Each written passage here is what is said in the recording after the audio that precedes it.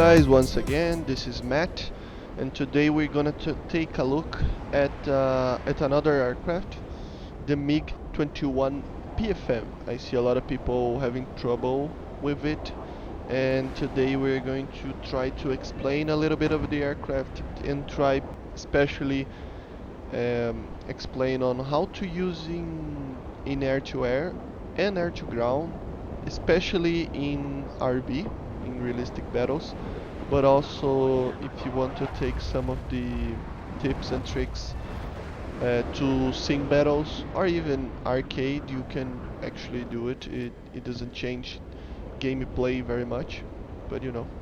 So yeah, here we go. So first of all, we are going to talk about the capabilities of the aircraft. I mean, it's just basically a MiG-21 F-13, but it's paid. You get it from the market or the summer event. I got mine from the summer event or winter event, I guess, last year.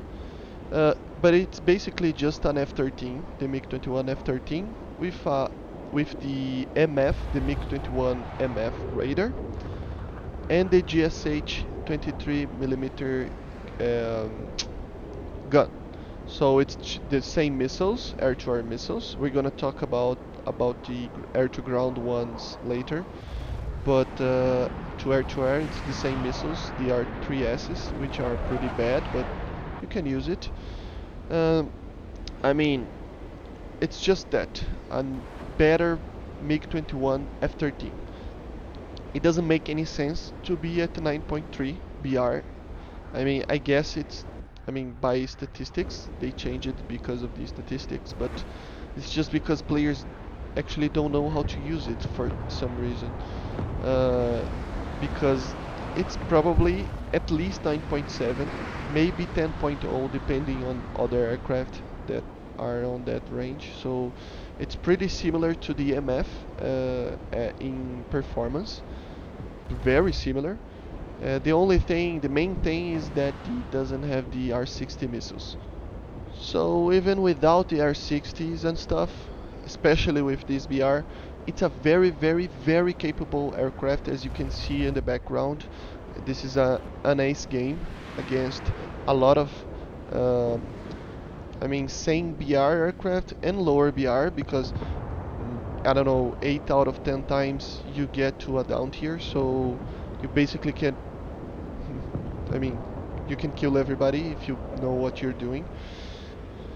So yeah, some of the tactics that I use are actually trying to be fast at the start of the game.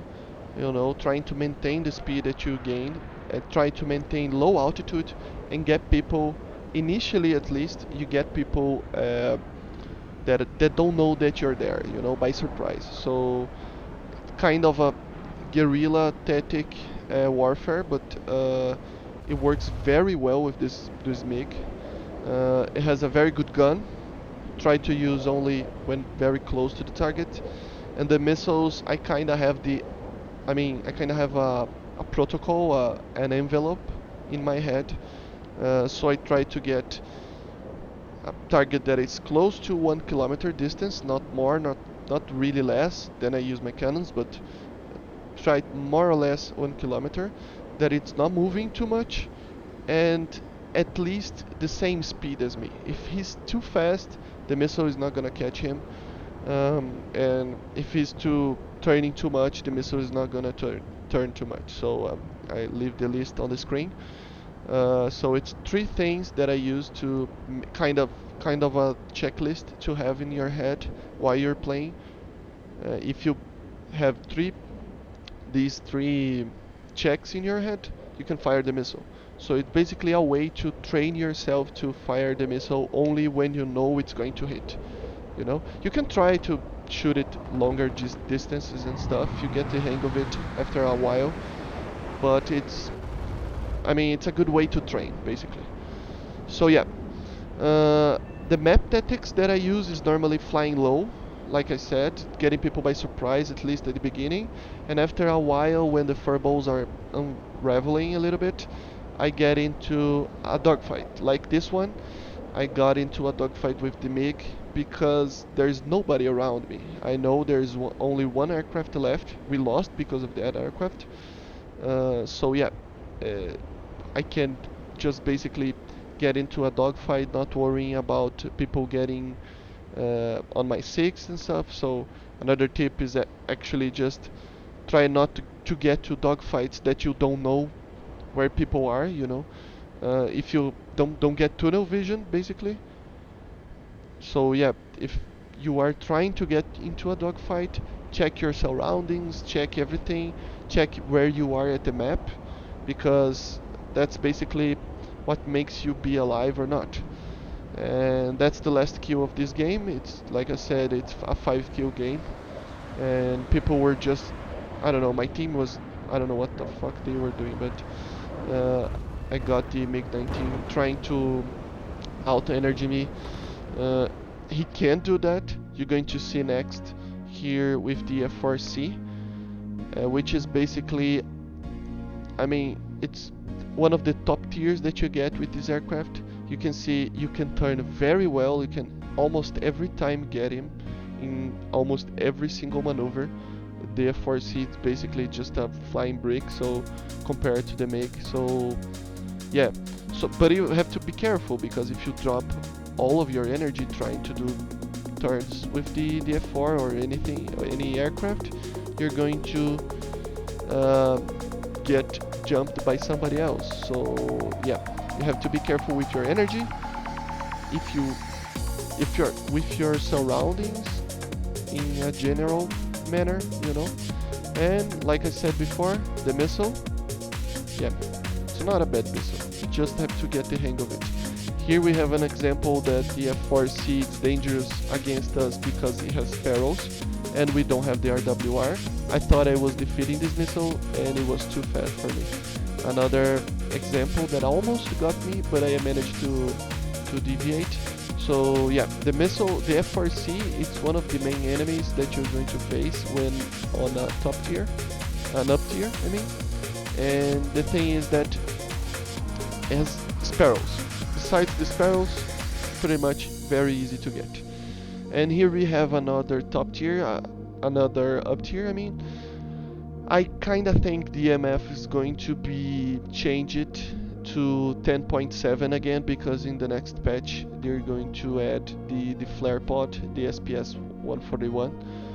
But here we can see what I said. This is a very long dogfight, and you can see that the MF and the PFM are very, very similar in performance. Me and my friend over here are very similar in skill too, as well. So, I mean, as you can see, we just cannot get each other. I mean, we're gonna try everything.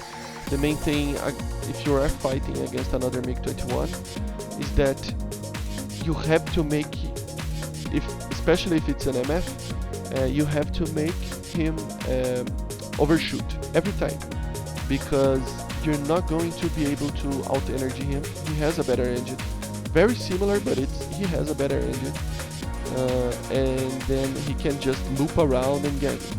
But if you can manage to actually maintain the energy, you can actually fight for a very long time. So in this clip you can see I'm kinda stalling out, so I'm going to try to get him again. But I see if I maintain this, I mean, he's almost 90 degrees on my head, so I mean, I don't know, just don't make any sense to actually try to get him again. I mean, look at this, my plane is just falling. So what I do is just gain energy and go back into the fight. Make him overshoot again. Try to get him to overshoot. The MF also bleeds a lot of speed, but he has a little bit of more weight, so the inertia kinda helps me. I don't know how that not hit, but yeah, anyway, the tactics are always this one. If you're fighting an aircraft that is as nimble as yours, and if you are in a 1v1, just try to maintain the energy. Don't lose the energy to the point that you're stalling out like I'm doing right now. It's very dangerous. I mean, if if I had another aircraft in here trying to get me, I would be killed. So yeah.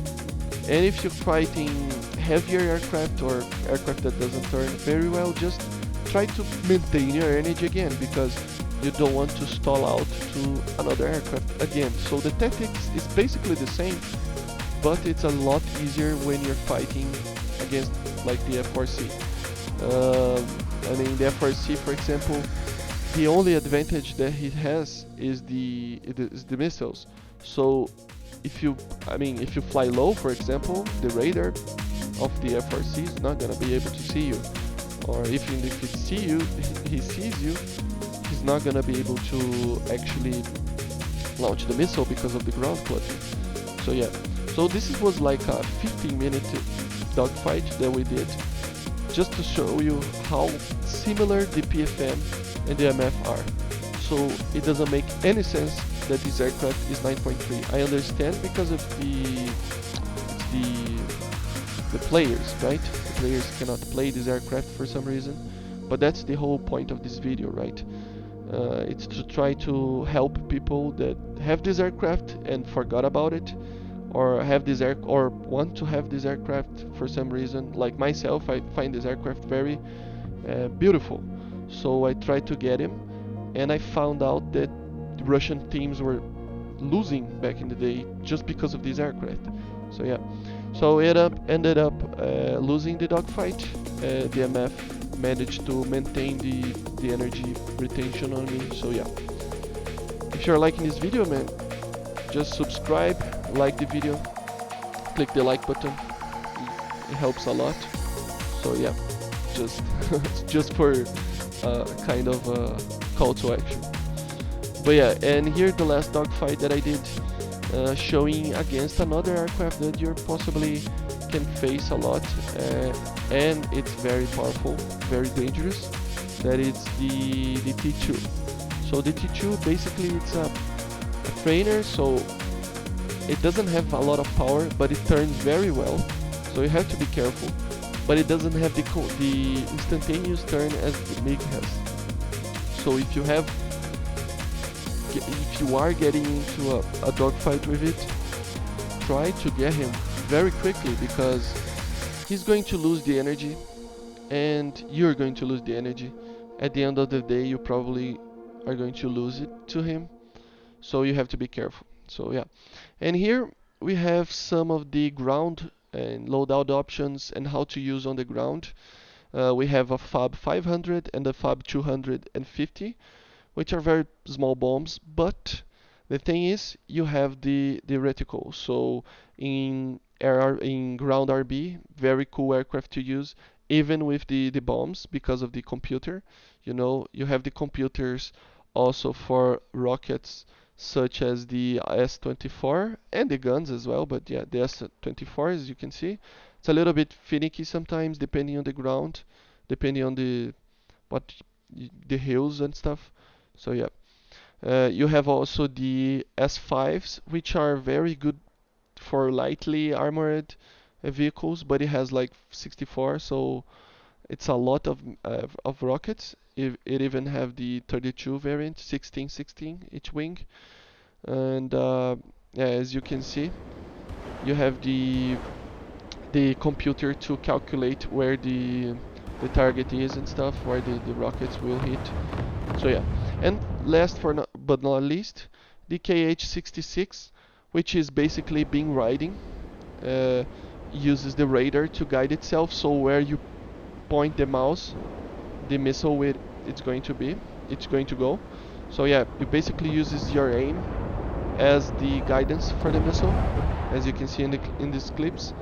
So yeah, basically very good aircraft, both for air-to-air and air-to-ground, especially with these BR.